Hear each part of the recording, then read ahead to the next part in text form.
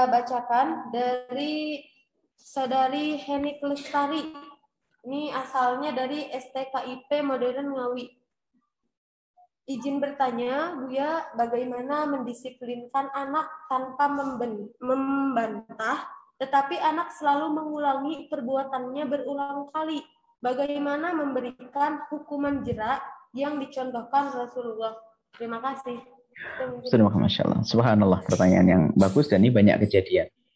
Anak adalah anak.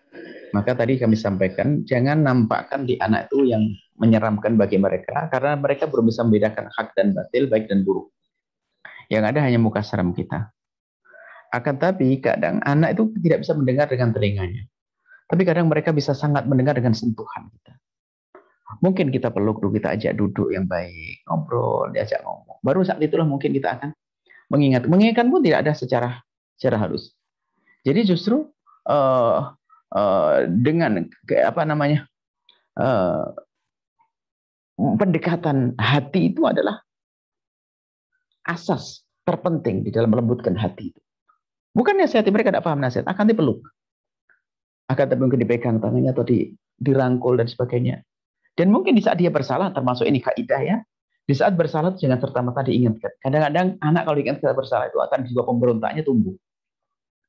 Akhirnya mungkin setelah itu diingatkan, kamu ingat enggak? Nggak boleh seperti itu. Kalaupun kita harus mengingatkan karena sangat membahayakan, mungkin ya boleh kita mengingatkan, tapi jangan nampak marah dulu. Saya nggak boleh itu ya, baru nanti dipeluk, nanti dibisikin. Jadi jangan dengan nampak marah, apalagi takzir hukuman. Hukuman itu terakhir kalau anak kita sudah tidak bisa diarahkan, baru ada hukuman ya. Jangan dikit-dikit dengan hukuman. Nah, kalau hukuman pun adalah hukuman orang tua. Kalau ingin menghukum anak adalah kalau ada efek jerak, pertama tidak membahayakan fisiknya. Kedua, tidak membahayakan psikologinya. Tidak membahayakan psikologinya. Kalau misalnya anak kita adalah harus kita hukum, jangan dihukum misalnya. Kita letakkan tinggal di luar. Tidur di luar kamar kita. Di ruang tamu.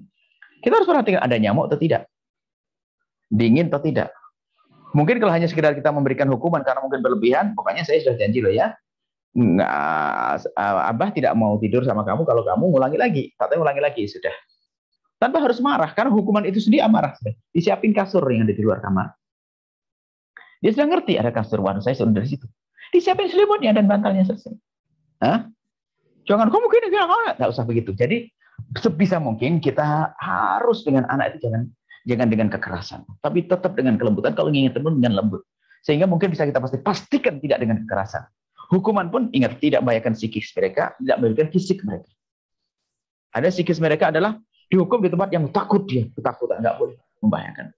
Atau tempat yang kedinginan dia, misalnya kita harus bisa memberikan hukuman. Misalnya ada bahkan pendidikan pun di sekolah pun juga ada orang dijemur jam 11 siang. Sementara ada dia punya penyakit tertentu, nggak boleh itu membahayakan seseorang. Jadi kalau ingin menghukum anak itu harus diukur. Sekiranya fisiknya bakal aman atau tidak, kemudian sekiranya bakal merusak enggak.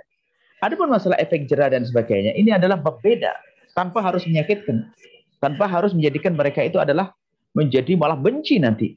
Nah, kemudian juga kita ingin membudayakan bahwasanya di saat dihukum itu adalah agar dia semakin bertanggung jawab, bukan terpuruk. Kalau terpuruk nanti menjadikan anak itu dendam dengan yang menghukum. Itu bahaya sekali. Jadi mungkin difahamkan di saat kita lagi duduk-duduk bersama itu, anak-anakku, ayo, ada yang pernah dihukum sama ustazah atau belum? Nah, dihukum itu kenapa? Karena kalau dihukum itu karena kamu akan dijadikan lebih hebat lagi. Ya kan? Maka yang dihukum tidak boleh marah dengan yang hukum, karena yang menghukum itu adalah akan menjadikan kamu semakin baik. Kamu salah kan? Iya. Karena kamu salah, agar kamu tidak bersalah lagi. Maka diberi hukuman pun cara menghukumnya adalah ini anak-anak. Ini bukan penjahat, bukan maling, bukannya ini maling pun penjahat nggak boleh caci maki, apalagi anak-anak. Hanya kadang emosi cinta kita yang kuat itu kadang-kadang menjadikan kita tuh kalau ngingetin dengan marah, khususnya ini ibu.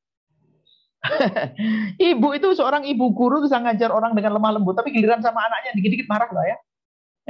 Ini nggak bisa seperti itu. Termasuk Anda suara pendidik tadi di Ngawi sana, Masya Allah, biasa jangan pastikan. Nah, termasuk ini harus ada kekompakan. Pengurus semuanya dengan kelembutan dan sebagainya, kalimat sayang dan sebagainya. Jadi budaya itu ada sehingga dia mendengar. Bahkan banyak orang menemukan bahasanya ada orang Bandung Banda tapi dia bisa dengan omongan, tapi cukup dengan kalimat lembut dipeluk atau ini selesai. Dan biasanya pemberontakan mungkin anak itu dulu di rumah tidak menemukan kasih sayang, sehingga tampak di sekolah dia aneh, berperilaku aneh. Maka karena di luar tidak mendapatkan kasih sayang, mari kita di sekolah kita beri kasih sayang dia.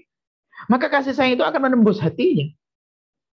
Dengan kasih sayang, dengan kelembutan, dengan seperti itu diantara insya Allah. Jadi jangan biasakannya dengan hukuman, itu adalah tidak dibenarkan ya. Dalam pendidikan anak bukan untuk kita hukum, akan tapi anak untuk kita besarkan hatinya. Mungkin lebih baik kita memberikan motivasi dulu daripada hukuman kan. Kalau yang jangan yang menyeramkan deh, basyiru dulu. Cari yang menyenangkan dulu, kabar gembira ya. Ya, seperti itulah. Wallah alam bismillah.